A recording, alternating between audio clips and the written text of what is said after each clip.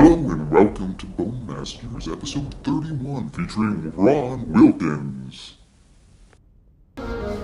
So are there any types of exercises that you may recommend for bass trombonists? Absolutely.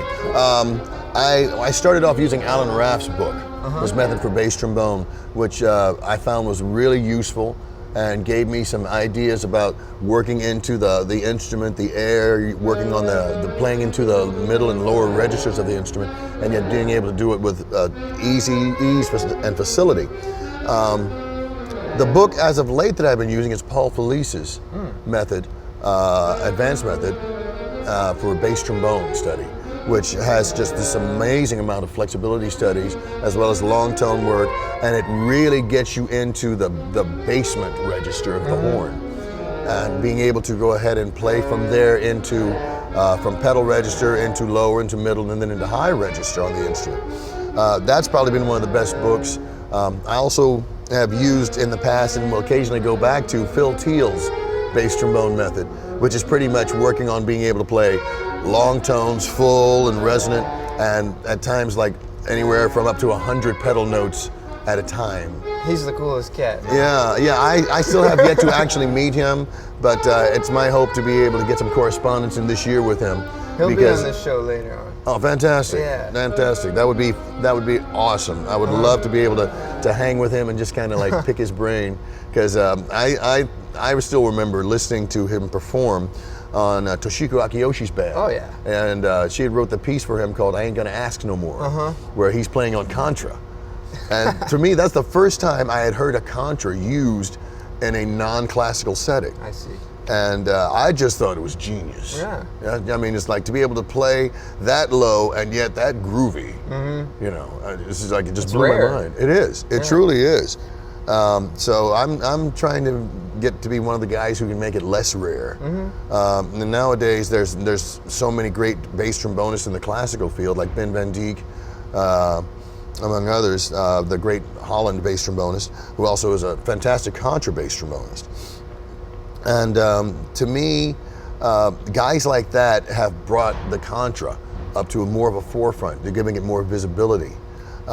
So I feel like if I can bring that same kind of enthusiasm and into the jazz focus world. into the jazz That world, would be great. Yeah, I think it'd be fabulous. But you know, once again, I tip my hat to Phil, because he's just definitely one of the most amazing bass trombonists I've probably ever heard. Oh, absolutely. Yeah, and just, you know, so I look at this and I can't help but think in doing this session that there's this whole legacy of incredible music and musicians that have come before me and you, and we're continuing that. And now, I mean, from this stage of it, with you on the tenor and me working on the bass trombone, it's like we're part of the stage, the evolution.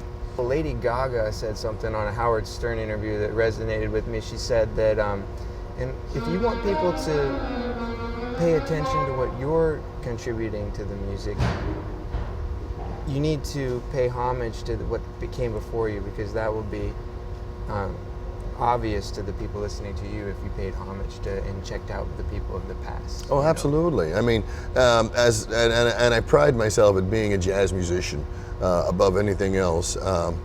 But to me, that's part of my daily routine.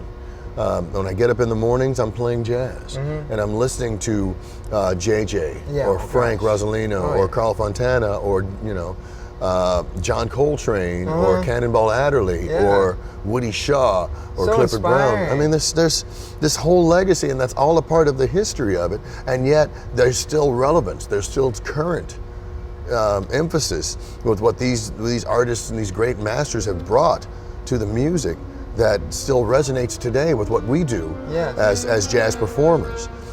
There's always an eye on or an ear on the past. Yes. And yet, more so an eye towards the future. So the next step I'm looking at is just being able to go ahead and take what those greats have brought, put my own little stamp or signature on it, and to be able to move forward with it, and hopefully continue to inspire future generations to look at stuff like this, to observe the music, and to be able to not only appreciate it, enjoy it, but then be active participants in it. Right. You know, I was talking to a gentleman last night, and we were talking about a quote that Wynton Marsalis had used when he was doing a master class, and it's like you have to be able to work on it so that way you can let the music out, and that way you can get in to the music. And to me, cool. it is cool. That is cool. It is cool because we all have it within us, but to be able to work on that, you have to be able to get in.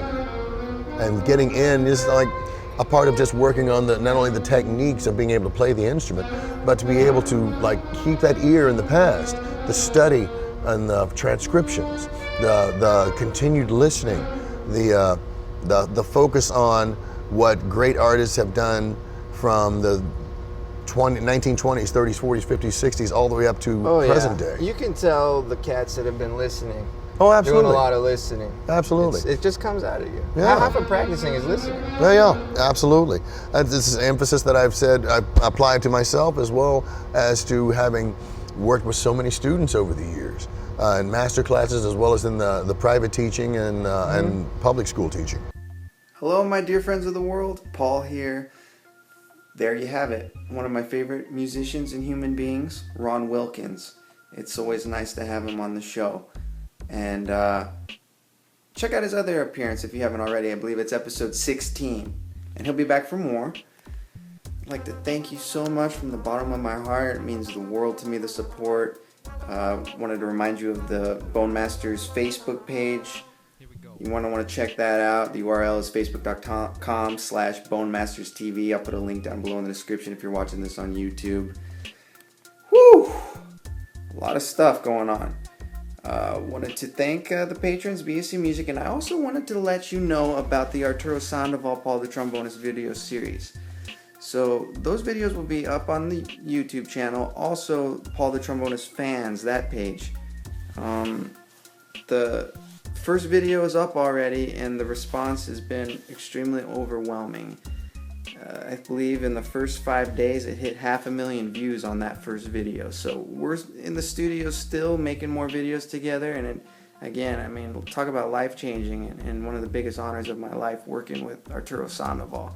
He's taught me so much, and I'm so excited to share his talents.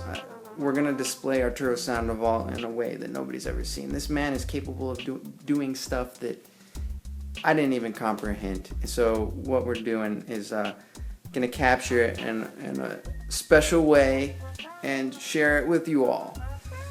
So yeah, you can check that out on the page, Paul the Trombonist page, and Bone Masters will be back as always. So if you want to see the updates of what's going on, you want to go on that page. I'm starting to sound a little bit repetitive.